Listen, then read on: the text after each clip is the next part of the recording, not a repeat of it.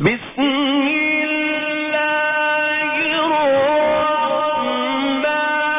الرحمن الرحيم. اعوذ باللہ من الشیطان الرجیم. بسم اللہ الرحمن الرحیم. الحمد للہ رب العالمین والعاقبۃ للمتقین والصلاۃ والسلام علی آلہ الطیبین الطاہرین المعصومین المظلومین. اما بعد، فقال رسول اللہ صلی اللہ علیہ وآلہ وسلم: من صلی علیک یا فاطمہ غفر اللہ لہ. صلوات پڑھے محمد والے.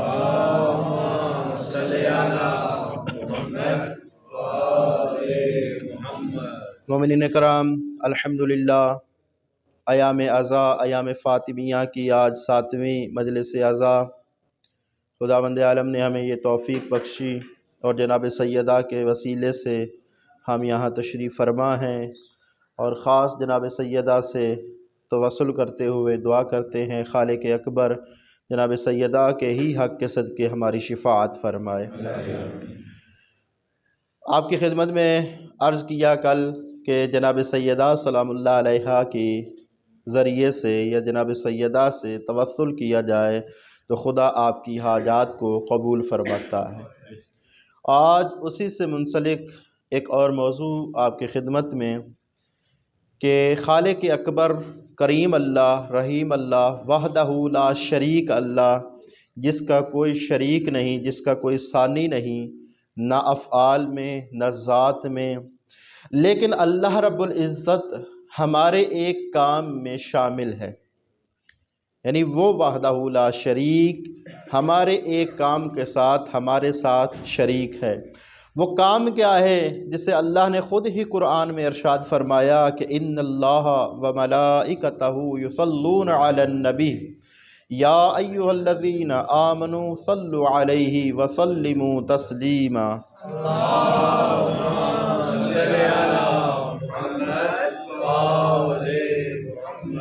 وہ کام یہ ہے کہ اللہ فرماتا ہے بے شک میں اور میرے ملائکہ بھی محمد پر درود بھیجتے ہیں. اے لوگو تمہیں بھی چاہیے، اے مومنو تمہیں بھی چاہیے کہ تم بھی محمد پر درود و سلام بھیجو.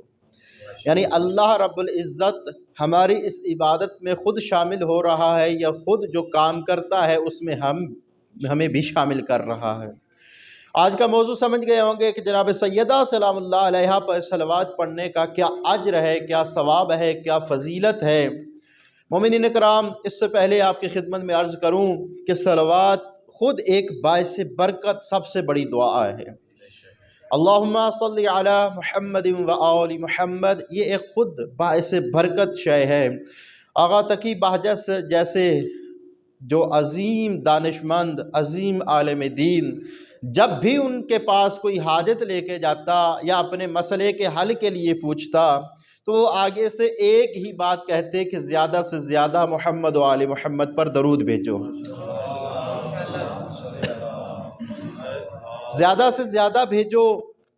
حتیٰ کہ ایک ویڈیو میں ان کا کلپ بھی وائرل ہوا کہ جب کسی شخص نے کہا میں مشتاق زیارت امام حسین علیہ السلام ہوں، چاہتا ہوں کہ مولا حسین کی کربلا میں زیارت کروں، تو آگے سے انہوں نے کوئی اور وظیفہ نہیں بتایا، صرف ایک ہی بات کہی کہ زیادہ سے زیادہ ان پہ درود بھیجا کرو.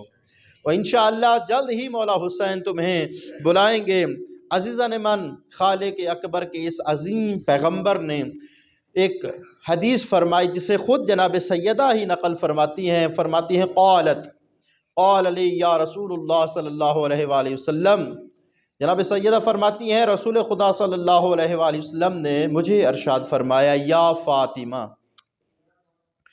اے فاطمہ. صلوات پڑھیں محمد وآل محمد.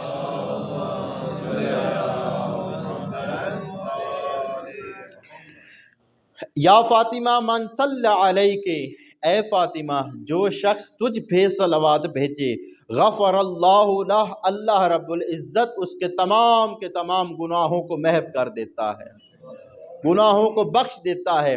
اس سے اگلے جملے بڑے قابل غور ہیں، اور ہر انسان اس دنیا میں جو بھی رہتا ہے اور جو بھی اہل بیت علیہ السلام کا محب ہے، اور خصوصاً ان چہاردہ معصومین علیہ السلام کا اور جناب سیدہ کا عقیدت مند ہے، وہ یہ خواہش کرتا ہوگا کہ جنت میں ان کے ساتھ ہمارا مقام ہو، جنت میں ان کے ساتھ ہم رہیں۔ تو رسول خدا صلی اللہ علیہ وآلہ وسلم نے ارشاد فرمایا، من صلی علیک یا فاطمہ، اے فاطمہ جو تجھ پہ درود بھیجتا ہے، الحق بی کن حیث کنت فی الجنت، وہ شخص جہاں کہیں بھی تم فاطمہ ہوگی وہ تمہارے ساتھ ملحق ہو جائے گا۔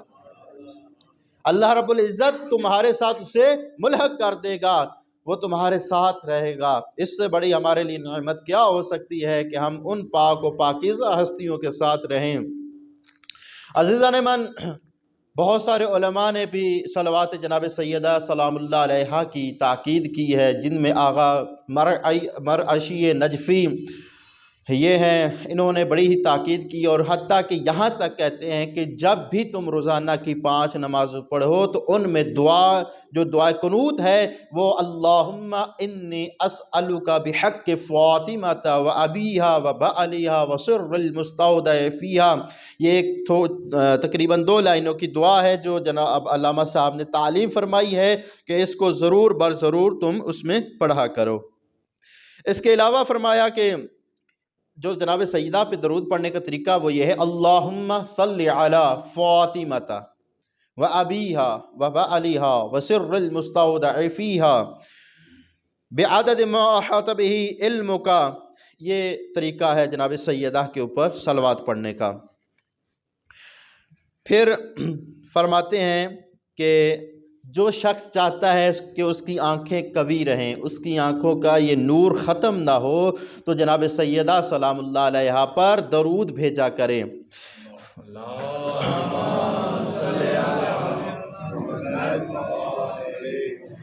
یہ درود بھیجا کرے، کتاب مستدرک میں یہ حدیث نقل ہے کہ جناب سیدہ پہ درود بھیجا کرے، اور درود کا طریقہ کیا ہے؟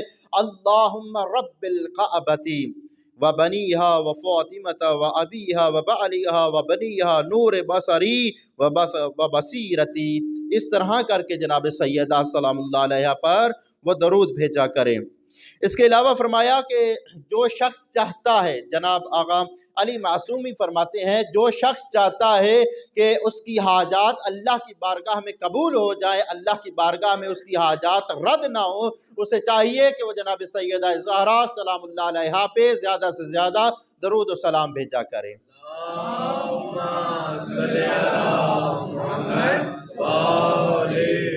بلکہ انہوں نے تو 530 دفعہ حد بھی معین کی ہے کہ 530 دفعہ جو شخص چاہتا ہے کہ اس کی حاجت قبول ہو جائے وہ 530 دفعہ جناب سیدہ کے اوپر صلوات بھیجے، پھر اپنی حاجت مانگے، انشاءاللہ اس کی حاجت پوری ہوگی۔ شیخ جعفر آغا مجتہدی فرماتے ہیں کہ جہاں کہیں باقی برکات اور فیوزات اور جہاں باقی فوائد ہیں، جناب سیدہ سلام اللہ علیہا کے اوپر صلوات بھیجنے کے الگ ہی فوائد ہیں، الگ ہی جناب سیدہ کے اوپر صلوات بھیجنے کے فضائل ہیں۔ 2 باتیں آپ کی خدمت میں عرض کر دوں کہ اس صلوات کی فضیلت کیا ہے اور اس کا کام کیا ہے۔ کہ ایک دفعہ حضرت رسول خدا صلی اللہ علیہ وآلہ وسلم مولا امیر المؤمنین علی علیہ السلام کے ساتھ تشریف فرما تھے کھجور کے ایک باغ میں، تو دیکھا کہ ان جناب کے اوپر ایک شہد کی مکھی جو ہے وہ بھنبھنا رہی ہے، چکر لگا رہی ہے۔ رسول خدا نے پوچھا کہ اے علی کیا تم جانتے ہو یہ کیا کہنا چاہتی ہے؟ کہا یا رسول اللہ آپ ہی بتا دیں بہتر۔ کہا کہ اے علی یہ ہمیں دعوت پہ بلا رہی ہے، یہ چاہتی ہے، یہ کہہ رہی ہے کہ فلاں جگہ پہ میں نے شہد رکھا ہے، فلاں جگہ پہ علی کو بھیج کے شہد منگوا لیجئے، میری طرف سے آپ کے لیے دعوت ہے۔ مولا کائنات اٹھے، وہ شہد لے کے آئے، بڑا ہی اب شہد کو میٹھا کہیں تو یہ تو لغو بات ہے، شہد بڑا ہی بہترین لے کے آئے، تناول کیا رسول خدا مولا نے۔ پھر سوال کیا کہ شہد کی مکھی سے کہ جہاں سے تم رس لیتی ہو، چوستی ہو، وہ تو تلخ ہے، وہ تو رس تلخ ہوتا ہے، پھر یہ مٹھاس میں کیسے تبدیل ہو جاتا ہے؟ تو آگے سے وہ شہد کی مکھی کہتی ہے رسول خدا صلی اللہ علیہ وآلہ وسلم جب ہم وہ رس چوس رہی ہوتے ہیں اس وقت ہم آپ کا ذکر کرتے ہیں، ہم آپ کے اوپر صلوات بھیجتے ہیں۔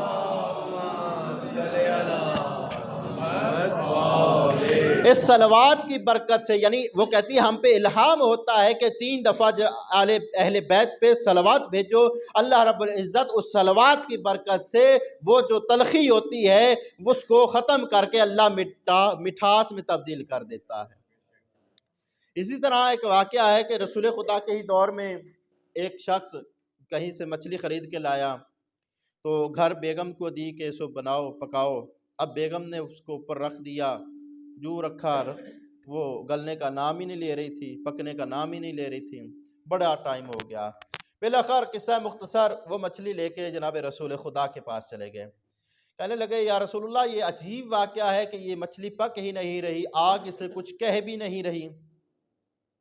اللہ کے اس رسول نے اس مچھلی سے مخاطب ہو کر کہا کہ اے مچھلی تو ہی بتا تجھے آگ کیوں نہیں چھو رہی، آگ تجھ پر کیوں نہیں اثر کر رہی؟ تو کہا یا رسول اللہ صلی اللہ علیہ وآلہ وسلم جب میں کسی مقام پہ فلاں جگہ پہ میں پانی میں تیر رہی تھی تو ہمارے پاس سے ایک کشتی گزری، اس کشتی میں ایک شخص تھا جس نے آپ کے اوپر درود و سلام بھیجا، میں نے وہ درود و سلام سنا اور جیسے اس نے کہا اللہم صلی علی محمد و آل محمد، میں نے بھی اللہم صلی علی محمد و آل محمد کہا۔ اللہ کی طرف سے مجھ پر ایک ندا آئی کہ آج کے بعد آگ تم پہ اثر نہیں کرے گی۔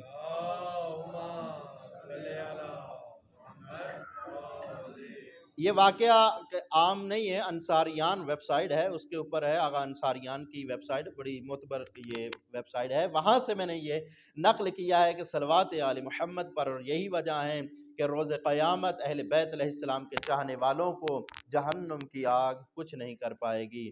بس عزیزان من، آج ایام فاطمیہ کی 7ویں مجلس عزا جناب سیدہ کا تذکرہ کرتے کرتے ہم چلے آ رہے ہیں، اور عرض کیا تھا کہ مصائب ہی اتنے ٹوٹے جناب سیدہ سلام اللہ علیہ پر کہ دن کم ہیں لیکن ان کے مصائب بہت زیادہ ہیں۔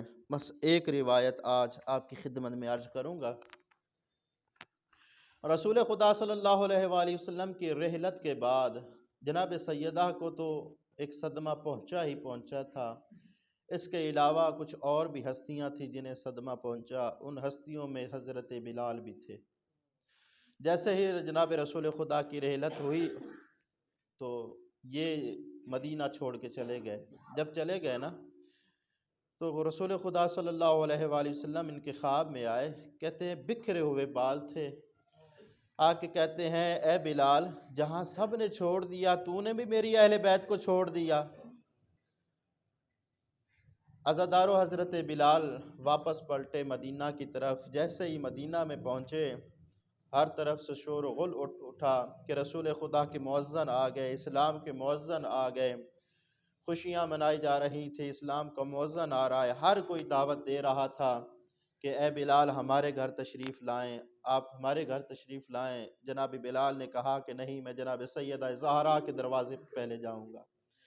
عزادارو یہ بلال جیسے ہی جناب سیدہ زہرا سلام اللہ علیہا کے دروازے پہ گیا ہے نا تو جناب سیدہ بھی پردے میں آ کے کہتی ہیں بلال سارے مسلمانوں نے چھوڑ دیا، تم بھی ہمیں چھوڑ گیا۔ جناب بلال رو کر کہتے ہیں سیدہ مجھ سے یہ دیکھا نہیں گیا کہ آپ کے دروازے پہ، جس دروازے پہ رسول خدا صلوات بھیجا کرتے تھے، جس دروازے کی رسول خدا احترام کیا کرتے تھے، اس دروازے پہ آگ لگائی جا رہی ہے۔ اے سیدہ مجھ سے یہ برداشت نہیں ہو سکا، میں نے مدینہ کو اس لیے چھوڑ دیا ہے۔ عزادارو جناب سیدہ نے التماس کیا اے بلال مجھے ایک دفعہ آذان سناؤ، بڑی مدت ہو گئی ہے رسول خدا کے بعد تو نے آذان نہیں سنائی۔ بلال کہتا ہے نہیں اے سیدہ میں آذان نہیں سنا سکتا، مجھ میں سکت نہیں۔ جناب سیدہ فرماتی ہیں میں کہتی ہوں، میں حکم دیتی ہوں میری خاطر ایک دفعہ آذان سناؤ۔ عزادارو جیسے ہی حضرت بلال نے اللہ اکبر کی صدا بلند کی ہے، جناب سیدہ کا گریہ بڑھا ہے، جیسے ہی کہتے ہیں کہ جب اللہ اکبر کی